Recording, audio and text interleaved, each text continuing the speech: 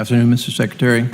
I join my colleagues on the committee in thanking you for appearing here personally. I thank you for the time you spent in my office. We discussed a number of issues in my office to include tour helicopters overflying our national parks and destroying their ambiance, and full implementation of the National Parks Air Tour Management Plan.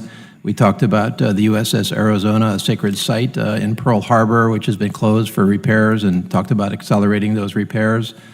We talked about the Japanese-American confinement site program in general, and Honouliuli, a confinement site, national memorial now, monument, I should say, in Hawaii that needs advancing. We talked about endangered species funding and disproportionate funding that does not fully recognize Hawaii's status as the endangered species capital of the world. So we appreciate all of those. I do want to follow up on one issue we discussed, which my colleague from Guam, Mr. San Nicolas, talked about, which is the Compact of Free Association and Compact Impact Aid. The first thing I would say is I completely agree and sympathize with his plight in terms of the Earned Income Tax Credit and the insufficiency of Compact Impact Aid to compensate Guam fully for the actual economic consequence of the Compact country residents. I certainly have a similar concern where essentially the healthcare funding goes through the roof because many of the Compact country folks come to Hawaii. Their healthcare needs are taken care of through our state Medicare program. These include folks from Guam, because Hawaii is really the healthcare capital of the Pacific.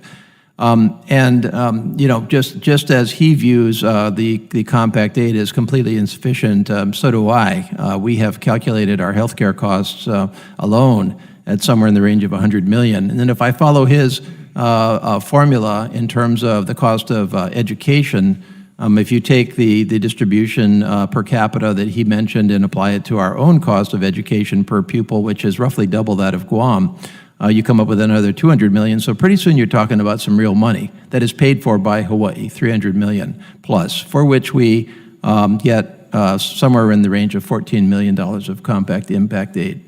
Now, we welcome the folks from the Compact countries coming to Hawaii. They've been an incredible contribution to our community, to our ohana, as we say, to our economy, and we look forward to that continuing. But we cannot absorb that level of economic consequence and continue to support the Compact overall. The Compact is a very, very strong initiative by our country, fulfilling historical trust obligations from the trust territories, and increasingly, as you and I discussed, it is a critical part of our overall national defense strategy, because certainly many other countries would like to basically get more involved with those countries, primarily China.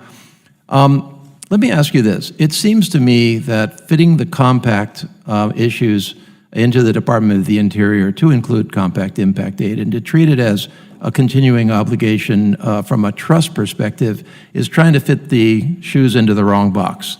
And it seems to me that as we take a look at the big picture, and we're starting the renegotiations on the Compact right now with two of those three countries, we should be looking increasingly to our defense obligations as opposed to the Department of the Interior. And I just wanted to ask for your thoughts on that. Do you think that's a productive approach for us to start to take?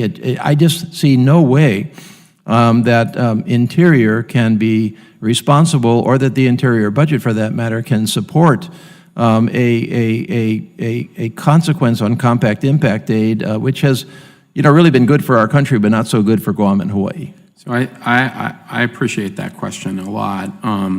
I don't have the authority to say where it should be in a budget, but I will tell you this, that those areas mean a lot to our country in a variety of ways, including our national security interests. And I do think that we are paying more and more attention than maybe was paid to those issues historically because of that. I mean, certainly we paid a lot of attention after World War II, but I think there may have been some variation of the intensity, and I think we have a better perspective. So I think it merits thinking about this outside of the box compared to a small office within the Department of the Interior. Thank you very much, Mr. Secretary. I just think that as we go into this next round of negotiations and the related discussions on compact impact aid, Guam and Hawaii simply cannot afford to continue down the status quo.